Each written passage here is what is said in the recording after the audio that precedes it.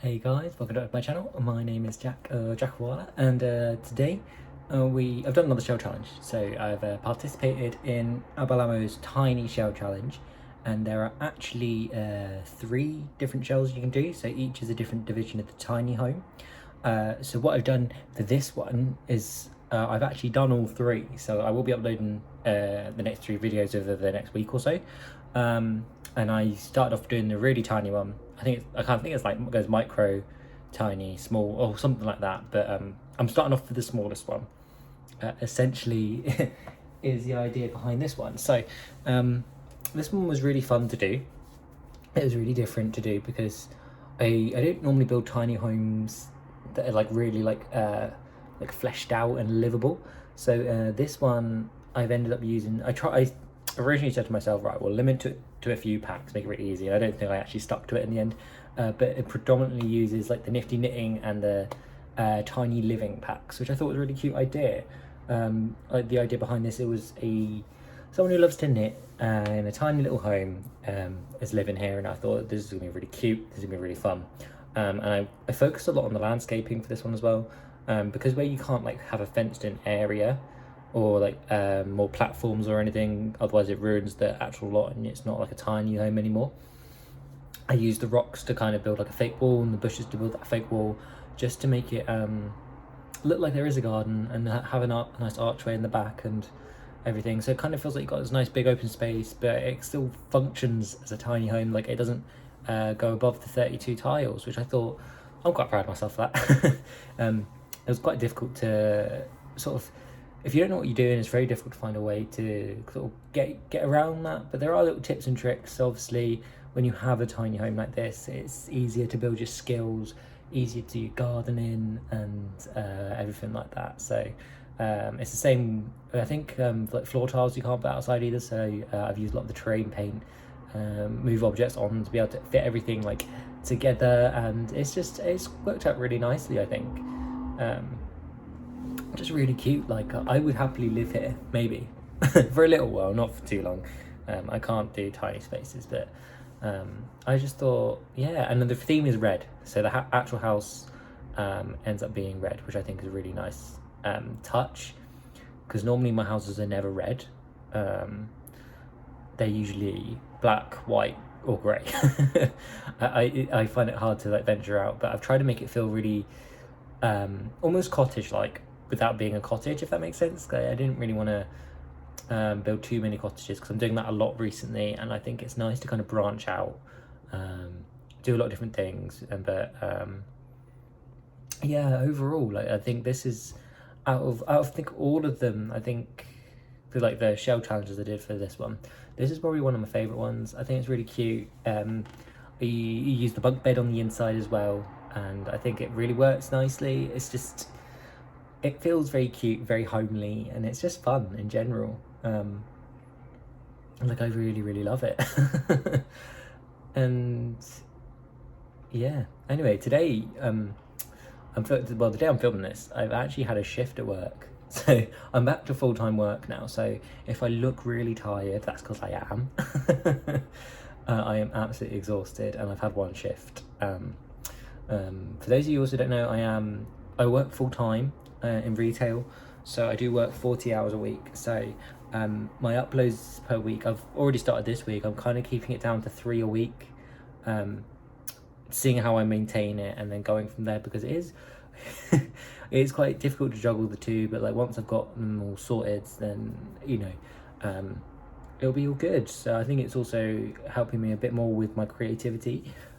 I hope it will, because I won't be building like constantly, and I think I was doing that a lot over the past few weeks, and I kind of maybe burnt myself out a little bit.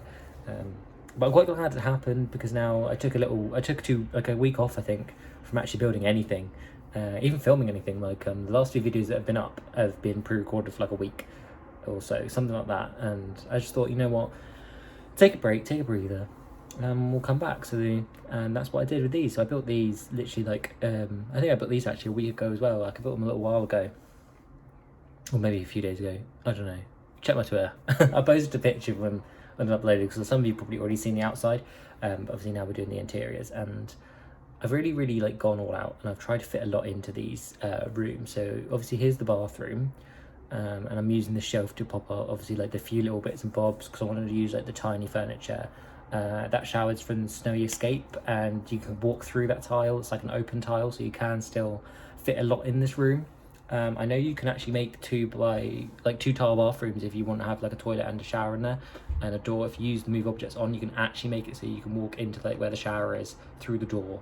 And I think it works unless they've patched it out by now, but last time I checked it did actually work, and it was really good. It's a nice little touch that I think, you know, is good. Like, 'cause there's some things in Sims you're like, why can't I fit this next to each other, or why can't this work? And oh, you're gonna see me faffing about here for a bit.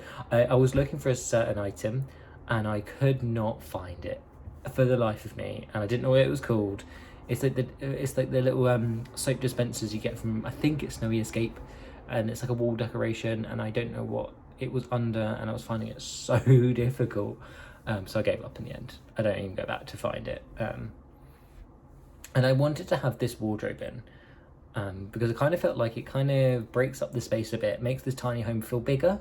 That sounds really weird, but it works. In my opinion, it works anyway. Rather than like having a wardrobe in a room so you kind of feel it there, the way it's like set into the wall, it kind of feels like it's not there, if that makes sense. And I've even managed to fit a sink in the kitchen in this build, which I was really pleased about. Normally with these sort of builds, if I ever do them, I just kind of give up putting a sink in the kitchen because there's one in the bathroom, or vice versa. But you get 2 sinks in this build, which I think is amazing. I never ever managed to do that. And I've stuck with white on the inside. White is quite a nice colour. It's quite clean. It's obviously very clean. It opens up the space because it reflects a lot of light, makes it feel very nice, very airy. I do end up moving. Oh, maybe I do get rid of that wardrobe. I've forgotten what I did, but I wanted that wardrobe, and maybe I deleted it and put a dresser in instead. Either way, originally I wanted it there.